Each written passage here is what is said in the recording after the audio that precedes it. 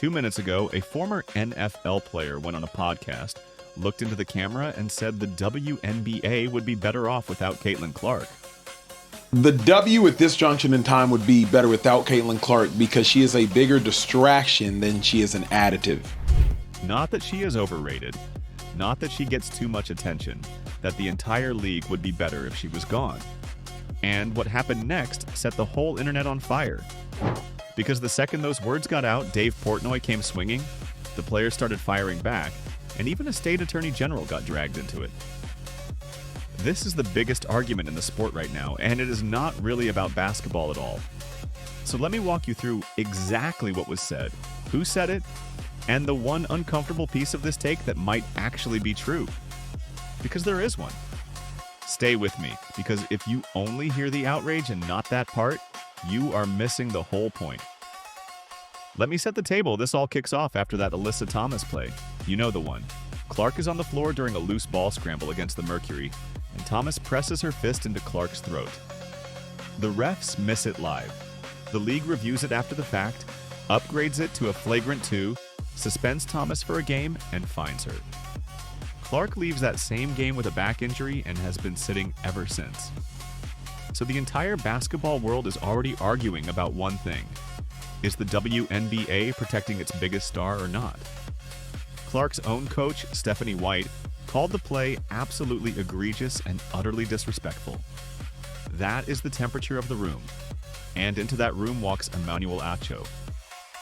Now on his podcast, his co-host, LaShawn McCoy, takes the normal position. He says the league needs to protect Caitlin Clark.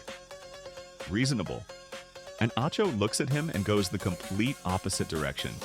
I have, but then you see the videos of literally kneeing and cheap shotting C in the throat. If she did that to any of our teammates, we'd be pissed. But Yeah. they're definitely targeting her, and the league and the refs do nothing to protect her.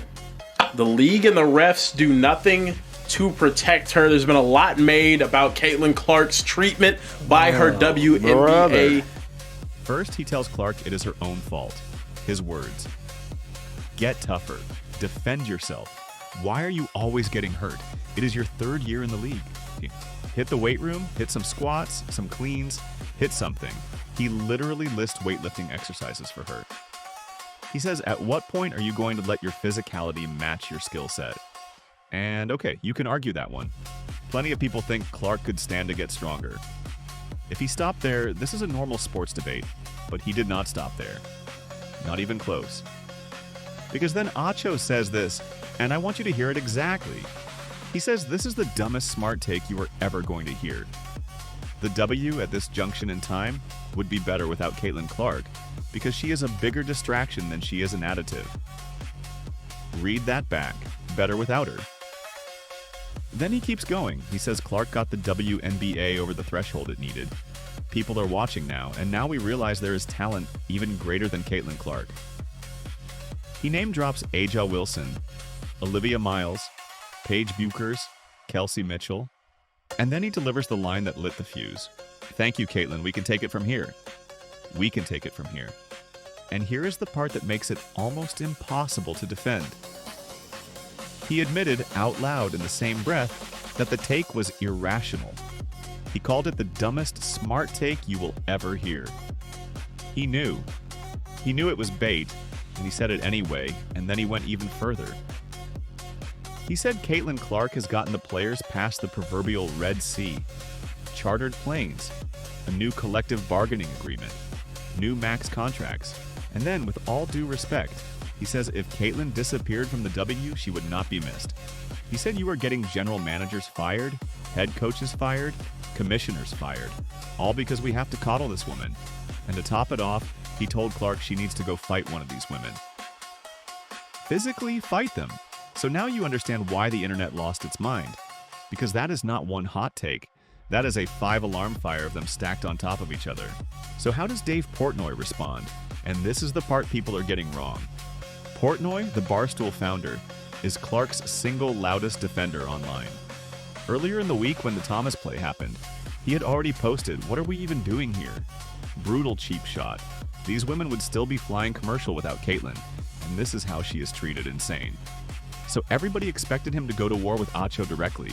He did not.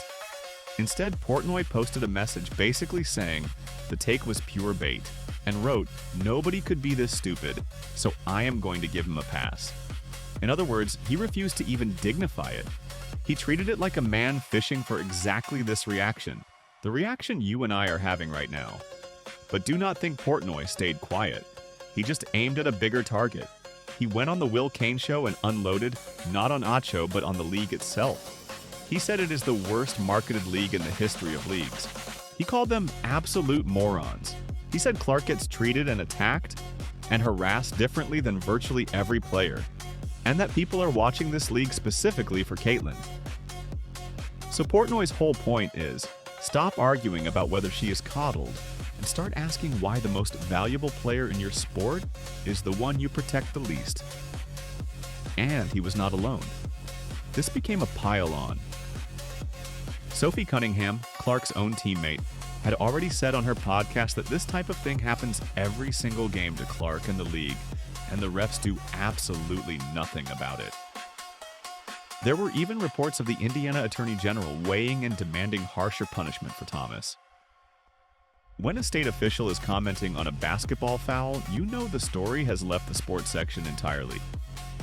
Now, I promised you the uncomfortable part, the one piece of Acho's take that is not completely insane. So let me be honest with you, because I am not just here to make you mad. Buried under all the noise, there is one real point, and it is this. 2 years ago, if Caitlyn Clark got hurt, the WNBA's ratings fell off a cliff. There was Clark, and there was everybody else. But that is genuinely changing. This season, we have watched Paige Buchers become a star. We have watched Olivia Miles explode as a rookie. Aja Wilson is the MVP. The Liberty just won the Commissioner's Cup in a thriller.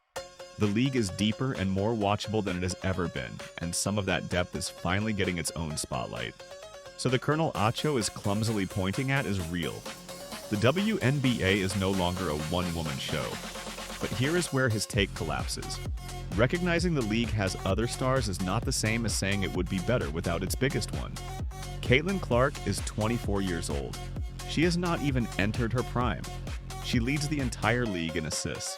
She is still the reason a huge chunk of those new eyes showed up in the first place. Think about the comparison people keep making. If the NBA had pushed Michael Jordan out in year 3 because, hey, we found some other good players, would the NBA be what it is today? Of course not. You do not thank your generational talent and show her the door. You build around her. That is the whole flaw in the argument, and it is why even Acho called his own take irrational. And here's the timing that makes all of this land so much harder. Every bit of this is happening while Clark is hurt and cannot respond on the court. She is out with a back injury. She just got passed at the top of the All-Star fan voting. And now she is getting told by a national analyst that the league would be better off without her. She cannot even lace them up to answer. That is what has her fans so heated. It is not just the take, it is the timing of the take. So I want to hear from you, and be honest. Is Emmanuel Acho completely wrong, or is there a sliver of truth buried in there that people are too angry to admit? And is Dave Portnoy defending Clark, or is he part of the exact circus Acho is complaining about? There is no easy answer here, and that is what makes it the best argument in the sport right now. Drop your take in the comments. I read them, and I respond. And when Caitlyn Clark comes back on July 5th and gets the chance to answer all of this the only way that actually matters, on the floor, you are going to want to be here for it. So hit subscribe right now, because we are covering every second of this the moment it happens, and you are going to want to hear it here first.